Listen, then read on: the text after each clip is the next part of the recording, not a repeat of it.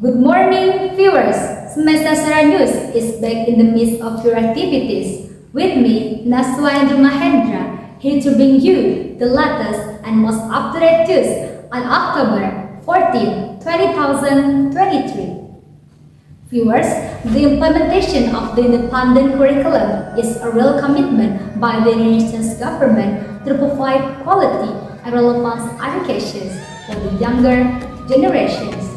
The head of the Curriculum and Learning Center at the Ministry of Education, Culture, Research and Technology, Mr. Zulkifli Anas, stated that the independent curriculum policy has been implemented in more than 80% of educational institutions across Indonesia.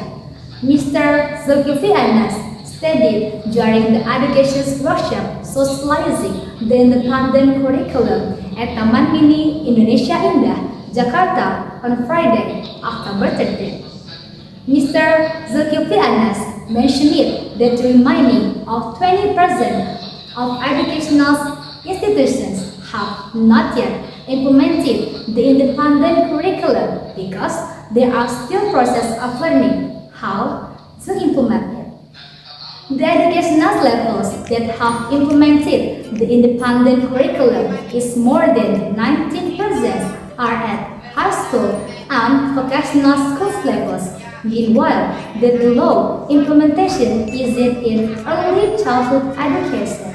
He explained that the low implementation is in early childhood education is due to uneven socialization and many schools still adapting to this policy. Viewers, the central government not allow the education department to force educational institutions to implement the independent curriculum.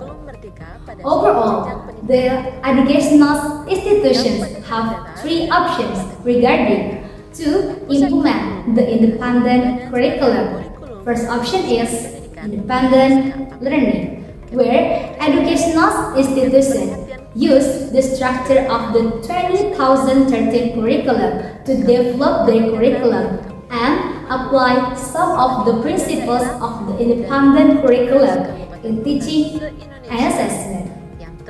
The second option is independent transformations, where educational institutions use the independent curriculum structure to develop their curriculum using various teaching materials provided. They also apply the principles of the independent curriculum in teaching and assessment. The third option is independent sharing, where educational institutions use the independent curriculum structure to develop their curriculum using self-developing teaching materials. They also apply the principles of the independent curriculum in teaching and assessment.